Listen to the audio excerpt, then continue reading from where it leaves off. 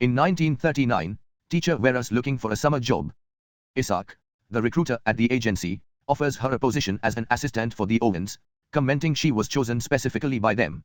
Vera's wary because she doesn't think she's suited for the position, but she changes her mind when she sees the Owens even sent money in advance. Meanwhile, Isaac's secretary is writing a bunch of invitation letters for the guests that will be attending the Owens special party. In another corner of the city, a broadcaster is hired to record a few lines that supposedly will be used in a play. A few days later, Vera is on the train on her way to her new job and can't help imagining a dangerous rope hanging from the window. She gets even more uncomfortable when she realizes she's being stared at by Philip, so she goes looking for a new place to sit, and after walking by businessman William, she ends up in the same cabin as Lawrence, a retired judge. On a road nearby, Dr. Edward's trying to drive responsibly but almost gets in an accident when he is passed by Anthony, who drives like a maniac. A few hours later, all these people gather at the dock with General John to take a boat to Soldier Island, where the party will be held. But when they get there, they are surprised to discover the Owens haven't arrived. Butler Thomas and his wife Ethel explain the hosts will be arriving later and introduce them to the final two guests that got here earlier on their own, Anthony and Emily. The guests then proceed to get comfortable in their rooms. William takes some notes about the others because somehow he already had a full list of everyone's names. Philip takes a gun out of his suitcase that he hides on the night table, and Anthony has fun with an illegal upper. The guests also discover that in every room of the house there's a framed poem called 10 Soldiers, which tells the story of 10 men that got together to dine and died one by one in different ways. Afterward, Vera takes a look around the house and ends up in the below stairs, only to be stopped by Ethel, who points out this area is staff only. Vera explains she was hired as an assistant, but Ethel tells her the Owens left explicit instructions of treating her as a guest. In the evening, dinner is announced with a gong, and the guests gather in the dining room where they discover that in the middle of the table there are 10 figurines to match the 10 soldiers from the poem. Dinner goes well with lots of conversation, yet the Owens still don't show up, and Thomas explains there isn't a telephone to check on them. When the conversation touches on the matter of cars, Edward realizes Anthony is the guy that ran him off the road, but Anthony denies it and triggers an argument. The other guests quickly cut it off, making Anthony offer a very fake apology. After dinner, the piece is interrupted when a strange voice coming from a speaker proceeds to name all the guests to accuse them of murder, even mentioning the name of their victims. All the guests are offended by this and demand an explanation, so Thomas takes them to the room Vera saw earlier and reveals this had been a recording. At that moment, the voice accuses the staff members of murder as well, and Thomas has to go check on Ethel because she's having a panic attack that makes her pass out. While Thomas takes Ethel to her room so Edward can check on her, Anthony freaks out and grabs William to demand answers since supposedly he was close friends with the Owens. William has no choice but to confess he is a detective and not a businessman. Edward prepares a mild medicine to help Ethel sleep, and after he leaves, Ethel freaks out about having been discovered, but Thomas tells her to keep quiet. A moment later, everyone gets together to discuss what happened, and Thomas explains the Owens left him instructions to play the record after dinner, but he had no idea of its contents. Thomas wouldn't have played it if he had known, and explains that he and his wife didn't kill anyone, but in a flashback, it's shown he did use a pillow to kill their previous employer while Ethel watched. Anthony and Emily deny knowing what the recording was talking about, and Edward explains the name mentioned by the recording was a surgical patient whose procedure got the usual complications and didn't survive. John says his supposed victim was just a soldier that died in the war, and Lawrence explains he gave the death penalty to a criminal that everyone thought innocent but he had access to extra evidence as a judge. William's man drowned in his own puke while in jail, and Vera worked as a governess for a little kid that sneaked off and drowned in the sea when he wasn't supposed to swim. All these were clearly accidents, but Philip doesn't deny his own case and admits he did kill 21 men in Africa. Everyone else calls him a monster, but Philip points out he was on a job and wasn't any different from regular soldiers. This prompts Anthony to suddenly remember the names. They were two kids that were playing in the dark and he accidentally ran over them with his car. However, in his memory, it's clear that it was daytime and he was just driving like a maniac. After telling his story, Anthony takes another sip of his drink and suddenly begins choking. The other guests carefully lower him on the floor, but when Edward checks on him, he confirms Anthony's already dead. The men take the body to Anthony's room and find the illegal uppers, but William forbids them from hiding them because this is now a police investigation. Afterward, everyone agrees to go to bed and leave in the morning. Ethel continues to have nightmares about the night of the crime, but her dreaming is interrupted by a mysterious knock on the door. Edward also spends the night having nightmares about the operation that went wrong, filled with blood and guilt. He is suddenly woken up in the morning by Thomas, who wants him to check on his wife. Unfortunately, by the time Edward gets there, he can only confirm Ethel has been dead for a few hours. Meanwhile, Philip decides he'll go to breakfast with his gun just in case. When he leaves his room, he finds William looking at Anthony's body and making an important discovery. Anthony's mouth smells of cyanide. Edward bumps into Vera, who brings him to the dining room to show him that now there are only 8 figurines on the table. Edward doesn't take her seriously, and after he leaves, Vera has a vision of her old employer Olivia that reminds her of the day she lost the kid. She, Olivia, and the child Cyril were having a nice day on the beach, and Olivia had to scold Cyril for wanting to swim when he wasn't strong enough to do it. Later they were joined by Cyril's uncle Hugo, who Vera instantly fell in love with. A moment later, everyone has breakfast prepared by Thomas, and Vera insists on asking about the figurines, but the others swear they didn't touch them. Vera is still worried because Anthony's and Ethel's deaths match the lines of the poem, and she thinks healthy young men like Anthony don't die out of nowhere. She wonders why Edward brought medicines with him if he came for a party and not for work, prompting Edward to admit he was supposed to treat Mrs. Owen. Vera still thinks they should check his bag, and Edward finally gives in, but only after pointing out that then they should also check Lawrence's things because Edward saw him in the cancer ward in his clinic. Both suitcases are checked, but they only find mild medicine, nothing dangerous, and an offended Edward throws Vera's suitcase open in revenge. Afterward, Philip approaches Vera in private and explains he killed those men for diamonds before asking Vera about her own truth, but Vera sticks to her story. She loved the kid and almost drowned too trying to save him. Meanwhile, John's packing his things and remembering the day his friend Henry died. During the war, John found letters from his wife in Henry's jacket because they had been having an affair behind John's back. When he saw Henry again, John pretended everything was fine, but as soon as Henry turned around, John shot him. Downstairs, Philip's asking Thomas for more information, and Thomas explains he and his wife had been on the island for a week but they never saw anyone except for the sailor that came with supplies. Philip thinks the Owens must be hiding somewhere on the island and William agrees to go searching with him. While they look around together, William tells Philip about how his prisoner fell in his cell, but it's revealed that William had actually beaten the poor guy to death. John is also out for some fresh air, and when Vera checks on him, he confesses his wife died of influenza after the war and that he regrets not letting her be happy. He also thinks the boat won't come and that they are stuck here. After Vera leaves, John has a vision of Henry haunting him. In the house, a drunk Edward joins Philip and William on their search. They hear a noise coming from Anthony's room and Philip rushes in with his gun out, but it's only Thomas, who was looking for a camp bed that was stored in that room because he doesn't want to sleep next to his wife's body. Unlike the guests, he isn't allowed to leave when the boat comes. In the meantime, Vera helps Emily with her wool and gets to hear her story, which she hadn't wanted to share in front of the men. Emily had hired a foundling girl as her maid and taught her all she knew. But the girl got into trouble and Emily refused to help her, so the girl ended things for herself. After Vera goes inside for some tea, Emily notices there's a storm coming, but the birds are actually strange. When she comes closer to check, she discovers the birds are flying above John, who is now dead. A moment later, the men bring John's body inside, and William confirms this is without a doubt murder. Vera checks the figurines again and notices another one went missing.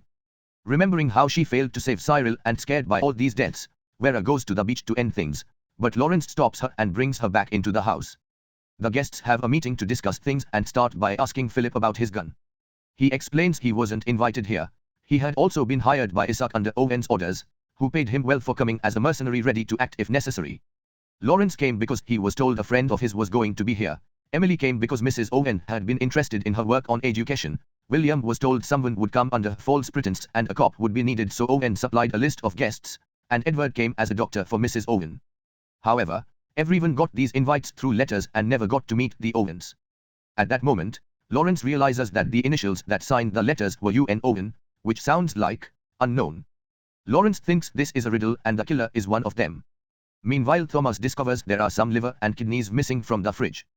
The boat never comes, so when night falls, everyone goes to sleep and locks their doors. Emily prays for protection and gets terrified when she has a vision of her maid appearing next to her. The next morning, Edward desperately hits the gong downstairs to make everyone wake up because he found Thomas dead. The killer had used an axe, once again matching the poem and proving Vera right. While Philip and William take the body to his room, Vera makes coffee, but Emily doesn't drink it because she can't trust it. Edward approaches Lawrence in private and after apologizing for telling everyone about his illness, he asks him for an alliance, which Lawrence accepts. Sometime later, Vera's walking through the house when she sees something that shocks her and makes her check on the figurines, confirming another one's missing. She then hits the gong to call for everyone and show them Emily's also dead. The killer used a knitting needle to imitate the bee sting from the poem. After taking Emily's body to her bed, Philip returns to his room, only to discover his guns gone. He calls for a meeting and points out he had locked his room, which means someone must have a master key. An argument begins as they start accusing each other of being the killer, and the tension only goes away when William offers as an alibi that he had been constipated in the bathroom. Afterward, they search every room for the gun, and they even undress to only wear a towel or a robe in order to avoid hiding anything in their clothes. Vera changes into the swimming suit she had been wearing the day Cyril died, which makes her remember how Cyril had wanted her to marry Hugo and be his aunt. When she looks at herself in the mirror, Vera finally notices that there's a strange hook on her ceiling. Later, when Vera sees Philip in just a towel, she decides to undo her robe as a silent method of flirting, and they agree to start calling each other by their first names, unaware that Edward's watching them. All the bedrooms are clear, so the group begins searching the rest of the house, but they don't find anything. For dinner, they eat directly from the cans to make sure nothing is poisoned while the camera reveals the gun and the key are hidden inside a beer rug. Later while they drink, Vera keeps thinking about Cyril and a conversation she had with his mother. Olivia explained she hadn't known she was pregnant when her husband died, so Hugo stepped in to inherit everything, but when Cyril came along all his dreams of fortune were shattered. Vera decides she wants to make some tea and everyone goes with her to the kitchen for safety. The men take the chance to ask Lawrence about all the death penalties he is given, and Lawrence admits he went to see every criminal die because it was his responsibility. The recording had accused him of killing Seton, who the news thought was innocent, but Lawrence had been given Seton's diaries where he wrote all the dirty things he did. Seton had been different because he refused the hood in order to look Lawrence in the eye while he died, and that look still haunts Lawrence. Hearing the word haunt makes Vera see Cyril standing nearby, but also makes her remember getting frisky with Hugo on the beach. Afterward, Lawrence goes to the living room to read and Vera returns to her bedroom. While she's washing her face, Cyril appears behind her, and suddenly a hand appears on the sink and tries to kill her. As memories of Cyril's death flood her mind, Philip and Edward come to the room to find her on the floor, explaining she had had a panic attack. She turns down the brandy that William brings her because she's suspicious, so Philip goes looking for a closed bottle. The group begins to drink and discuss the weird hook in Vera's bedroom, but they suddenly realize Lawrence didn't come when Vera screamed. They rush downstairs and discover Lawrence has been shot in his reading chair, just like the poem says. The body is taken to the corresponding bedroom and while everyone argues over accusations, Vera finds another figurine gone. The group hates the fact they can wait to die, so they decide to throw a party where they get drunk and consume Anthony's illegal uppers while listening to the recording with the accusations. Philip and Vera get very close while dancing and Edward tells William about his suspicions of the young couple working together. Philip promises Vera that he'll protect her, and when it's time for everyone to go to bed, Philip follows Vera to her room so they can spend the night getting busy. Meanwhile William thinks about the night his prisoner died. The poor boy had been accused of watching other men inappropriately in a public bathroom and William tries to imagine himself letting the guy go, but even in his imagination he ends up killing the guy. At that moment, William hears a noise and leaves the room to discover Edward running downstairs, so he goes to pick Philip up to go after him together. Vera's left alone in the room and begins thinking about the past again. While she was in the hospital after she almost drowned trying to save Cyril, she was visited by Hugo, who acted very cold toward her. He informed her she was fired because there wasn't a kid for her to watch anymore, but he left her some money and refused to see her again. Sometime later, Philip and William return without having found Edward, but Philip does find his gun just lying on his bed and another figurine goes missing. Vera remembers that the next death is by a red herring and thinks Edward's still alive, especially since the party had been his idea. William begins wondering if they are all already dead and this is hell, finally admitting he did kill his prisoner, and Philip has to calm him down. Afterward, William begins looking for Edward, only to suddenly see a huge bear coming after him. Philip and Vera go to the cliff with the intention to start a big fire that could get the boat's attention, but they realize William didn't come with them. They return to the house and find William dead under the beer rug, matching the zoo beer from the poem. Now there are only 2 figurines left on the table. Then Philip and Vera return to the cliff, noticing something on the rocks now that the tide has lowered. It turns out to be Edward, who is also dead. Vera asks Philip to move the body, but as soon as he turns around, Vera steals the gun from his pocket, thinking he is the killer. Philip tries to take the gun from her and in the struggle, his shoulder's shot.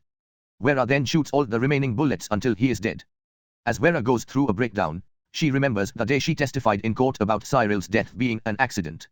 She explained that she ran as fast as she can to save Cyril yet didn't make it in time, and everyone believed her except Hugo. When they talked in private, Hugo pointed out he saw her run while playing games and she was very fast, thus he believed she slowed herself down to let Cyril die. Vera denied it, but in her memory, it's revealed Cyril didn't sneak off. Vera told him to go swimming and she did slow down on purpose so Hugo could inherit the money. At that moment, Vera sees Cyril again, who takes her back to the house to show her the hook in her bedroom now has a rope. Vera gets in the chair and decides to end things like in the poem, only to change her mind when she sees the door open and Lawrence comes in. In her shock, she accidentally kicks the chair, so she tries her best to stay up while barely breathing and hearing what Lawrence has to say. It turns out the Owens don't exist, and everything had been a plan by Lawrence to get justice for all the people the guests killed. He had faked his own death using the liver and kidneys he stole from the fridge, and everyone believed the doctor when he confirmed it, but Edward had lied for the sake of their alliance. Lawrence explains Seton's diaries weren't made public because they were too disturbing, but they woke something in Lawrence, and when Seton looked at him when he died, Lawrence finally understood they were the same. Lawrence's tumor never got better and he is planning to use the gun to match his own death with the poem. That way the police will find 10 bodies but no murderer because they'll be chasing after the non-existent Owens. Vera tells him there aren't any bullets left for him, so they should lie together and tell the police Philip killed them all. However, Lawrence moves the chair and finally kills Vera as he reveals he still has the bullet he took from the gun to fake his own death. Afterward, Lawrence goes to the dining room and puts the 10 figurines together again. He prepares the chairs and drinks to make it look like he had company, then uses the gun to finish the plan exactly like the poem.